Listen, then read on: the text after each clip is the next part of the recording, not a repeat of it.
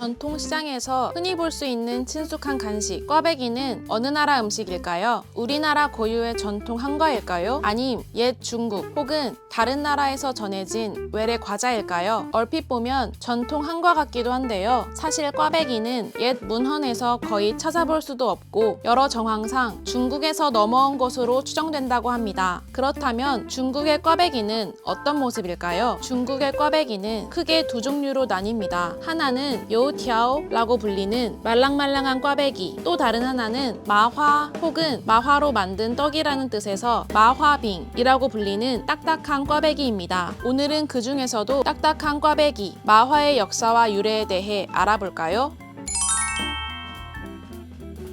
우선 마화라는 중국어 이름부터 꽤 엉뚱합니다. 마는 배옷을 짤 때 원료가 되는 삼나무, 화는 꽃을 뜻하니 마화를 풀이하면 삼꽃이라는 의미입니다. 꽈배기는 밀반죽을 베베 꼬아 튀긴 음식으로 삼꽃은커녕 어떤 꽃과도 관련이 없어 보이는데요. 중국에서는 왜 꽈배기에 마화라는 이름을 붙였을까요?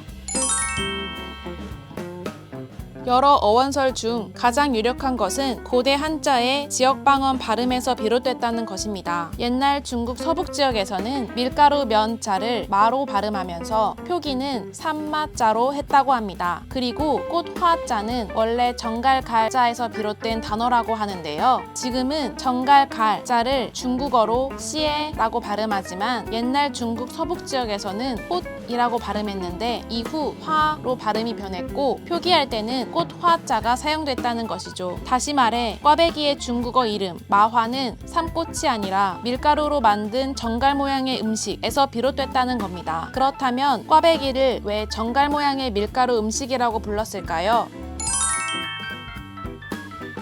이와 관련해서 전해지는 유래가 있습니다. 옛날 중국 서북부 지역과 산시성 일대에 무서운 독을 품은 정갈이 크게 퍼져 피해가 속출했었다고 합니다. 그러자 사람들은 정갈 꼬리 모양으로 밀가루를 빚은 후 기름에 튀겨 먹으며 정갈로 인한 피해를 막게 해달라고 빌었다고 하는데요. 꽈배기 먹는 것을 정갈 꼬리를 깨무는 것에 비유하며 액땜하고자 한 것이죠. 이는 꽈배기의 중국어 이름이 정갈 모양 밀가루 음식에서 비롯됐다는 어원설과 도 연결됩니다. 이런 연유에서인지 과거 중국에서는 여름이 시작되는 절기인 입하가 되면 꽈배기를 먹으며 무사히 건강하게 여름을 지내게 해달라는 액땜 기원의 풍속이 있었다고 합니다. 입하는 여름이 본격적으로 시작되는 절기로 단오부터 맹독을 품기 시작한 곤충과 해충들이 한창 기승을 부릴 시기인데요. 독이 가득 찬 정갈꼬리를 깨물듯 꽈배기를 먹으며 나쁜 일이 생기지 않기를 빌었던 것입니다. 이 밖에도 꽈배기 는 단순한 액땜의 의미를 넘어 좋은 일이 생기기를 바라는 길상의 의미, 화목과 축복의 상징으로도 쓰였다고 합니다. 그래서 새해가 밝거나 잔치처럼 경사롭고 기쁜 일이 있을 때면 손님을 초대해 꽈배기를 대접하며 축복과 감사의 기쁨을 나눴다고 하는데요. 여기에도 나름의 배경을 짐작해 볼 수 있습니다.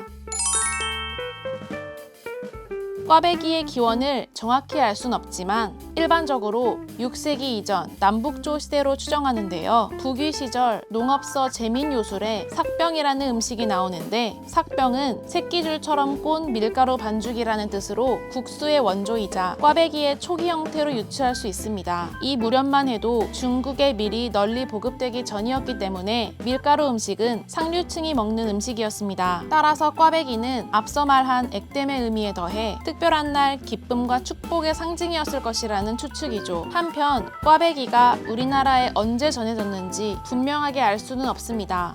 그런데 진사기략이라는 역사책에 1623년 3월 12일 밤 광해군의 잔치상에 꽈배기, 즉 마화병이 차려졌다고 나오는데요. 이때의 연회는 인조반정이 일어났던 날이었다고 합니다. 꽈배기가 광해군의 마지막 잔치 음식이 되었던 것이죠. 원래 조선시대 왕실에서 즐기던 음식이었지만 일제강점기에 다양한 밀가루 음식이 대중화되고 밀가루 소비도 늘면서 한국식으로 변형된 튀김 밀가루 간식들이 등장했는데요. 꽈배기도 이 시기부터 일반인들이 쉽게 접할 수 있는 간식이 된 것으로 보입니다. 1960, 70년대 들어 시장과 길거리 음식 문화가 발달하면서 꽈배기는 간단히 튀겨 설탕을 묻혀 먹는 형태로 대중화됐고 오늘날까지 사랑받는 길거리 음식으로 자리매김하게 된 것이죠.